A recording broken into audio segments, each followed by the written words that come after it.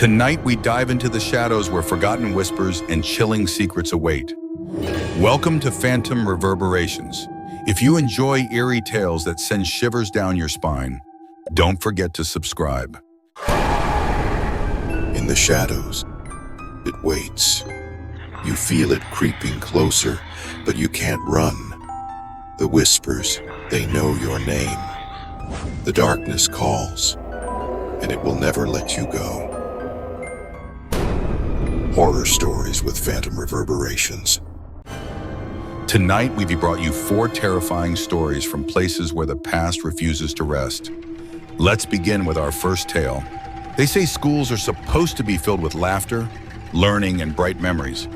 But in one small town in Pennsylvania, there's a high school where the night janitor swears he isn't alone, and what he experienced still haunts him to this day.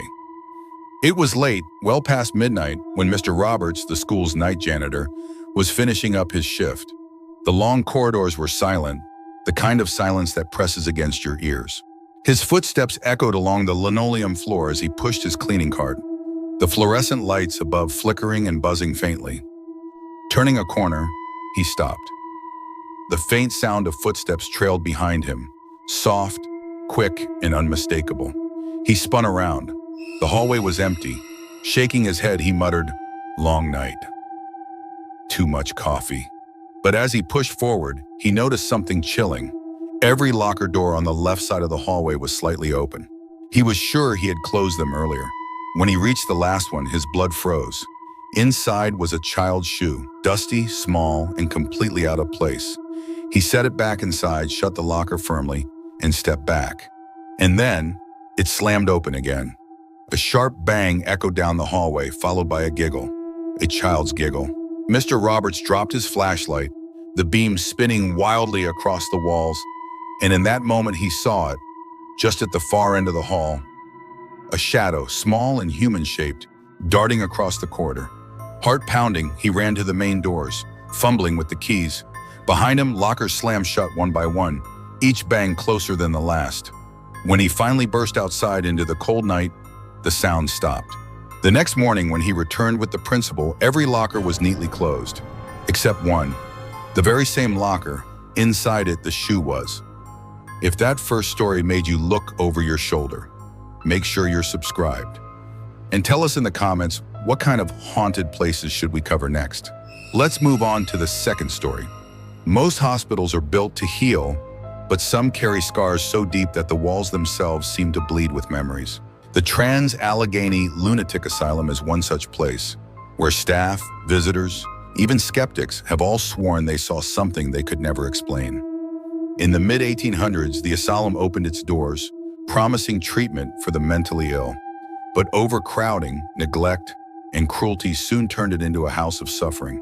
Thousands died inside those walls, and many were buried in unmarked graves on the property. Today, parts of the asylum are open for tours, but not everyone who enters comes out the same. A few years ago, a small group of paranormal investigators were allowed inside for an overnight stay. One of them, a man named Daniel, was skeptical. He carried his camera and recorder, laughing at every sound. But as midnight drew near, the laughter stopped. In one hallway, lined with peeling paint and rusted gurneys, Daniel heard a faint scream. He thought it was one of his friends playing a trick, until he realized the others were on the opposite side of the building. His recorder picked it up clearly, a woman's cry for help, followed by heavy breathing, as if someone was standing right behind him. Daniel spun around. No one was there. Then out of the corner of his eye, he saw movement. A figure in a hospital gown slowly crossed the hallway, disappearing into a locked room. Heart pounding, he forced himself to follow, pushing the door open. The room was empty, except for the sound of water dripping. And then, his camera shut off. Dead battery, though it had been fully charged moments earlier. In the darkness, he felt a cold hand brush against his shoulder. He bolted out, screaming. Later, when he replayed the recorder, a voice whispered clearly into the mic, "Don't leave me here." Even to this day, Daniel refuses to speak about that night without shaking. The asylum remains one of America's most haunted places. And those who visit often say, sometimes you don't just walk through history, history walks with you. And now let's move to our third story. In the quiet countryside of Cornwall, there's a bridge the locals avoid after dark. It looks ordinary in daylight, but at night, it becomes something far more sinister. They call it the Devil's Bridge. The legend goes back hundreds of years. According to the story, villagers needed a bridge built over a dangerous river, but no one had the skill or courage to attempt it. Then one night, a stranger appeared, tall, cloaked, with a voice like gravel. He promised to build the bridge overnight, but in return, he demanded the soul of the first living creature to cross it. Desperate, the villagers agreed. By morning, the bridge stood complete, strong, perfect, untouched by mortal hands. But the villagers outsmarted the stranger. Instead of a human, they sent a dog across first. Furious at being tricked, the cloaked man vanished in a storm of fire and smoke. The bridge, however, remained. For centuries, people claimed to hear the dog's howls beneath the stone. And worse, those who crossed at night often said they felt a presence watching them, waiting. Some saw glowing eyes in the shadows. Others claimed an invisible force tried to push them into the river. One traveler in the 1970s recounted being dragged by unseen hands halfway across the bridge. He screamed until headlights appeared, another car approaching. Suddenly, the force let go. Shaking, he drove away and never returned.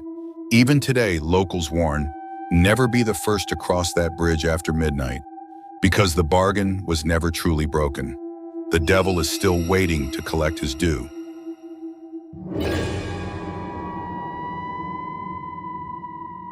Finally, let's move to our last story of the night. Some houses don't just hold memories, they trap them. In the dark forests of Kentucky, there's a farmhouse left untouched for over 50 years. Locals call it the house that breathes. The story begins with the Johnson family, who lived there in the 1960s. They were ordinary people until one night, neighbors reported hearing screams. By the time police arrived, the entire family had vanished. No bodies, no signs of struggle, just empty rooms and meals left half-eaten on the table. Over the decades, teenagers dared each other to enter. Most came out laughing, claiming it was just a creepy old house, but others weren't so lucky. One boy, Ethan, entered on a dare. As he stepped into the kitchen, he felt the air shift, like the entire house exhaled around him. Dust swirled, doors creaked, and then he heard footsteps upstairs. He called out, thinking it was his friends, but no one answered. Curiosity got the better of him. He climbed the staircase, flashlight shaking in his hands. At the end of the hall, a door slowly creaked open by itself. Inside was a child's bedroom, frozen in time, tiny toys scattered on the floor, a bed neatly made. Then the breathing started, heavy, ragged, coming from the corner of the room. He raised his flashlight, and there was nothing, just shadows. But when he turned to leave, the door slammed shut behind him. Panicked, Ethan tried to pull it open, but it wouldn't budge. The breathing grew louder, closer, until it was right beside his ear. And then, a voice whispered, "You shouldn't be here." Ethan blacked out. His friends found him outside on the porch, unconscious, with scratches down his arms. To this day, he swears he never stepped back inside. Locals say the Johnsons never left, that the house itself keeps them breathing, waiting for the next visitor. And that wraps up tonight's 4 chilling tales. Which story scared you the most? Let us know in the comments. We'd love to hear your thoughts. Thank you for listening, and don't forget to subscribe for more terrifying stories every week. Until next time, sleep with one eye open. In the shadows, it waits.